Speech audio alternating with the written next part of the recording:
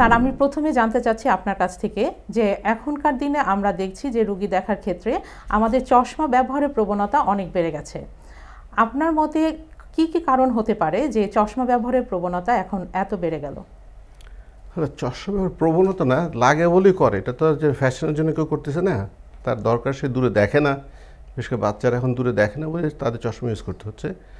এটা আপনি খেয়াল করবেন, মানে কোভিডের পরে জিনিসটা একটু বেড়ে গেছে, তার আগেও ছিল কিন্তু এখন ব্যাপক আকারে দেখা দিচ্ছে। প্রধান কারণ যেটা এখন ধরা যায় সেটা হচ্ছে গিয়ে তাদের স্ক্রিন টাইম বেশি সময় তারা মোবাইলে কাটাচ্ছে, কেন অভ্যাস হয়ে গেছে, বা ল্যাপটপে কাটাচ্ছে। আর হচ্ছে কি রোদে খেলাধুলা একেবারেই নাই এখন। যে রোদে যে আমরা খেলাধুলো করতাম আগে, হ্যাঁ, সেটা হয় কি আমাদের হাইপোথ্যালামাসে মেলাটোনিন একটা সিক্রেশন হয়, তো সেটা আমাদের স্ক্লেরার রিজিডিটিটা মেনটেন করে।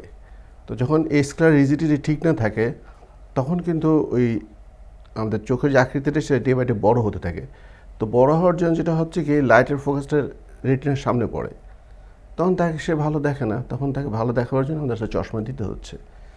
এটা মানে অনেকগুলো হয়তো কারণ আছে, কিন্তু দেখা যাচ্ছে ইদানিংকালে বেশি বেড়ে গেছে। তো এই দুটি প্রধান কারণ হিসেবে ধরা যায়, যে আউটডোর গেম এক নম্বর, দুই হচ্ছে বেশি টাইম স্ক্রিন টাইম ব্যবহার করা, এই দুটি প্রধান ধরা যায়।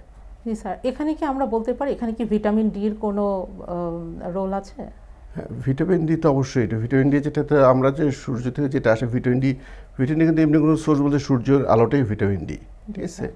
তো কাজে এই সূর্যের আলোর জন্যই তো এটা আসলে মেনলি হচ্ছে। আমি যে আউটডোর গেম যেটা বললাম সেটা তো বাইরে খেলতে হবে, সূর্যের আলো শরীরে লাগাতে হবে, হ্যাঁ।